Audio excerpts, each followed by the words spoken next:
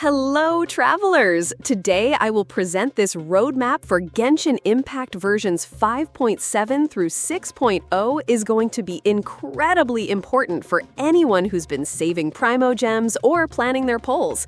We're not just talking about who's showing up, but also looking at the patterns from past updates to predict the future and help you strategically prepare for one of the biggest updates ever. Version 5.7 is shaping up to be one of the most balanced patches in recent memory, featuring new characters, reruns, and some fan favorites. So, the first phase. SKIRK is leading the way. Yes, the same SKIRK who's been teased for what feels like years. She's a 5-star cryo sword user with a unique serpent subtlety mechanic that fuels her enhanced normal attacks and elemental burst. Her cryo damage scales over time and creates synergy with off-field hydro or freeze teams, making her a very promising DPS option. Then we have Dahlia, a 4-star hydro sword user from Mondstadt. His playstyle is a bit different. His skill scales with max HP and increases attack speed for allies. Emilie's rerun in 5.7 isn't too surprising either. She's a 5-star Dendro polearm user from Fontaine, first introduced in version 4.8. Her kit is all about optimizing the burning reaction. Her elemental skill sets up a Lumiduce case that deals AoE Dendro damage and powers up when enemies are burning. If you skipped her in 4.8, now might be a great time to reconsider, especially if you're interested in elemental mastery scaling and off-field Dendro application. In second phase, which is the second half of 5.7, is stacked. MAVUIKA is finally getting her first rerun, and it just so happens to line up with SKIRK's release.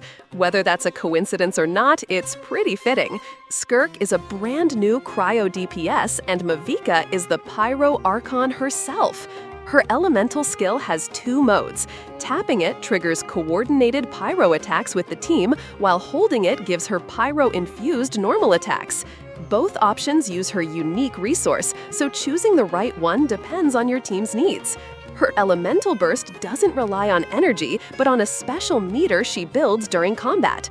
When activated, she jumps onto her motorcycle and enters a powered-up state, where her attacks become stronger the more of that meter she had.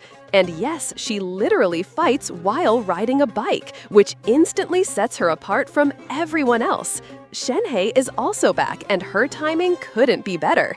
If you're even thinking about pulling SKIRK, Shenhe is a dream support, boosting cryo damage and shredding cryo resistance like no one else. So yeah, the second half of 5.7 isn't just strong, it's super well-rounded. Whether you're going for MAVUIKA or leaning into SKIRK and Shenhe, there's a lot of value here.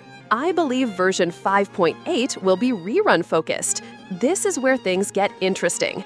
There were some early whispers about a new 5-star Hydro character showing up here, but according to updated info, that doesn't seem to be happening anymore. So what we're looking at is most likely 4 reruns. Next is natlan rerun lineup. One of the clearest patterns in Genshin is how characters released early in a region, usually from X.0 to X.4, tend to get their reruns later in that same region cycle, usually around X.5 to X.8. In natlan's case, 3 characters stand out: Citlali, Chaska, and Muani. Citlali dropped in 5.3, Chaska came right before her in 5.2, and Muani kicked things off all the way back in 5.0. None of them have had reruns yet, and based on past patterns, at least 2 of them are likely candidates for 5.8.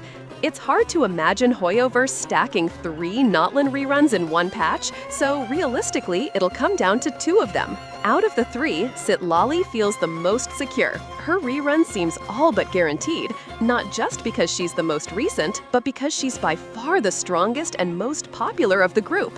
Her kit brings reliable off-field cryo application, a strong elemental mastery scaling shield, and resistance reduction for both pyro and hydro, all of which make her an incredibly flexible support in freeze, vaporize, and even burgeon setups. I think it will be Chaska versus Muani.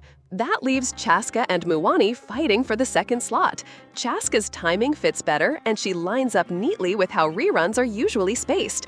But Muani, despite releasing earlier, still hasn't had a single rerun, and that makes her hard to ignore. She's overdue, and a lot of players have been waiting for another shot at her. So which one makes it in, Chaska or Muani? It's hard to say. My gut says Chaska, just based on pacing and release order, but I wouldn't be surprised if Hoyoverse throws us a curveball. Either way, 2 of these 3 are almost definitely showing up in 5.8. There's also one more rerun we haven't talked about yet, and that's Wanderer. If you look at the current banner rotation logic and the characters waiting list, a lot of Sumeru characters are at the top, which could hint at a Sumeru Chronicled Wish in the near future. But Wanderer probably won't be included there. He's a bit of an outlier, and his limited inclusion in region-focused banners might be why he's getting a rerun in 5.8 instead. For 5.8 bait reruns, here's the part where Hoyoverse might pull a classic move. 5.8 is the last patch before the next region drops. You know what that means? Make us spend our Primogems right before 6.0 hits. It's happened before, and I wouldn't be surprised if they did it again. So don't be shocked if we see someone like Nuvalette, Yalan, or even an Archon make an appearance here. The point is to bait players into pulling just before a massive update, and honestly, it works. And finally, on version 6.0, the highly anticipated update. Speaking of massive updates, let's get into 6.0. This is the one everyone's been waiting for. A new region, a new story arc, and very likely new mechanics, exploration systems, and maybe even combat shifts. But even before we set foot in the new land, there's something that always happens at the start of a new region, an Archon rerun. It's a trend. We had Zhongli in 4.0, Raiden Shogun in 5.0, so it only makes sense that 6.0 will continue that pattern. The big question is which Archon? If the next region, Natlan, connects to Mondstadt, then it's probably going to be Venti. And that wouldn't just be a random rerun, it would fit narratively too, with Venti guiding the traveler toward a new destination, acting as a bridge between the old and the new. It makes sense. And if Venti is involved, then so is VARKA. He's been name-dropped so many times and has been hyped as Mondstadt's strongest. Seeing him finally debut in 6.0 alongside Venti could be a huge moment for the story. Next is Leak Timeline. We don't have concrete info on other new characters yet, but if we follow past update cycles, the full 6.0 beta should start leaking in about a month or 2. Once that happens, we'll start getting massive info dumps on new characters, weapons, mechanics, and story elements. So now is the time to start watching closely. Personally, I'm holding my Primogems tight after 5.7. SKIRK looks tempting, but if 6.0 brings VARKA and a whole new region to explore, that's where I want to be ready. So, how about you? Are you pulling in 5.7, skipping 5.8 completely, or going all in for 6.0? Let me know what your plans are down in the comments. And if you like the video, then don't forget to hit the subscribe button for more Genshin-related content.